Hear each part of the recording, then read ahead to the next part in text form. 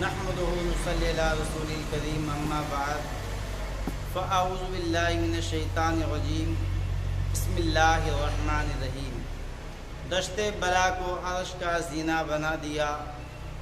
دشت بلا کو عرش کا زینہ بنا دیا، جنگل کو مصطفیٰ کا مدینہ بنا دیا، ہر ذرے کو نجف کا نگینہ بنا دیا، تو نے حسین مرنے کو جینا بنا دیا۔ ناظرین کرام، حضرت امام علی مقام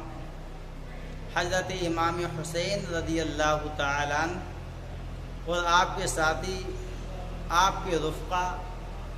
2 محرم الحرام کو ایسے مقام پر پہنچے جہاں جانے کے بعد آپ اور آپ کی سواری کے پیر خود بخود رک گئے۔ آپ نے پوچھا یہ کون سا مقام ہے؟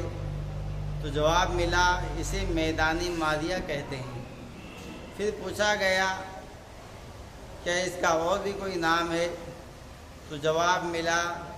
اسے میدان کرب و بلا کہتے ہیں۔ جیسے ہی آپ نے میدان کرب و بلا کا نام سنا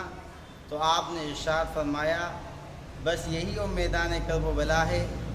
جہاں حضرت علی اکبر شہید ہوں گے،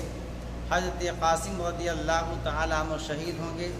حضرت عباس علمبردار رضی اللہ تعالیٰ عنہ کے بازو کٹیں گے اور میرا پورا خاندان یہاں پر شہید ہوگا،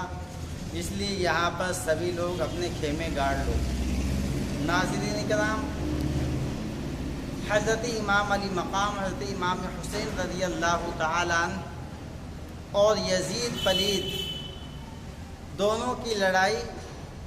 حق اور باطل کی تھی، کرسی کی لڑائی نہیں تھی،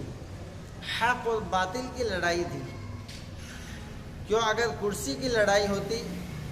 تو آپ صلی اللہ تعالیٰ علیہ وسلم کی پردہ فرمانے کے بعد حضرت ابو بکر صدیق رضی اللہ تعالیٰ عنہ خلیفہ بنے، آپ کو کوئی اعتراض نہیں ہوا، اس لیے کہ آپ حق پر تھے، آپ شریعت مطہرہ کے پابند تھے، آپ کو کوئی تکلیف نہیں تھی، شریعت بچ رہی تھی۔ اس کے بعد حضرت عمر فاروق اعظم رضی اللہ تعالیٰ عنہ خلیفہ بنے، آپ کو کوئی اعتراض نہیں ہوا، اس لیے کہ آپ کرسی نہیں چاہتے تھے،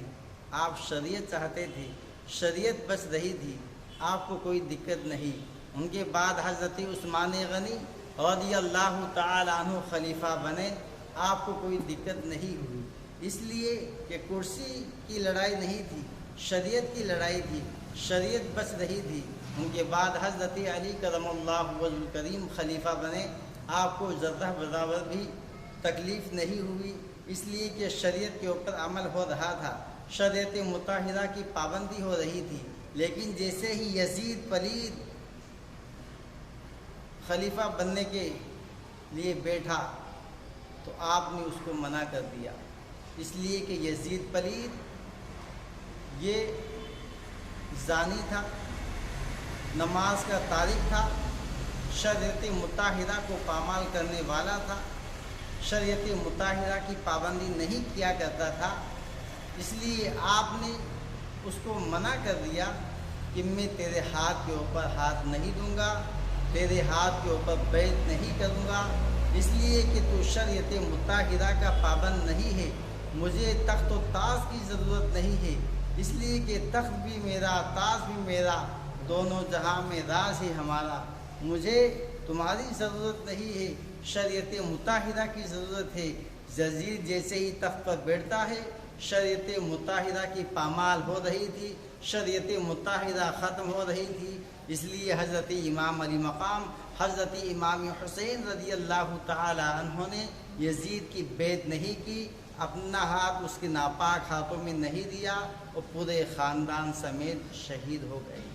اور آج بھی حضرت امام علی مقام حضرت امام حسین رضی اللہ تعالیٰ عنہ کی زندگی اور میدان کرب و بلا کے واقعات قیامت تک آنے والے اپنے غلاموں کو یہ بتا رہے ہیں کہ کتنی بھی مصیبت آ جائے نماز کبھی مت چھوڑنا۔ میدان کرب و بلا کے اندر دشمن سامنے تھے، آپ بھی سامنے تھے، تلواریں لٹک رہی تھی، نیزے چل رہے تھے، سب سامنے تھے، اس کے باوجود آپ نے نماز نہیں پڑھی، نہ مسجد میں، نہ بیت اللہ کی دیواروں کے سائے میں نماز عشق ادا ہوتی ہے تلواروں کے سائے میں۔ کربلا کے واقعات یہی پیغام دے رہے ہیں کہ کتنی بھی مصیبت آ جائے، ایمان والوں کو کسی بھی حالت میں ایمان و نماز کا دامن نہیں چھوڑنا چاہیے۔ اس کا حکم اللہ تعالیٰ بھی قرآن حکیم میں دے رہا ہے، یا ایھا الذین آمنوا استعینوا بالصبر والصلاۃ، اے ایمان والو مدد مانگو صبر سے بھی اور نماز سے بھی۔ اللہ تبارک و تعالیٰ مجھے اور آپ کو زیادہ سے زیادہ اعمال صالحہ کرنے کی توفیق عطا فرمائے۔ آمین ثم آمین بجاہ سید المرسلین۔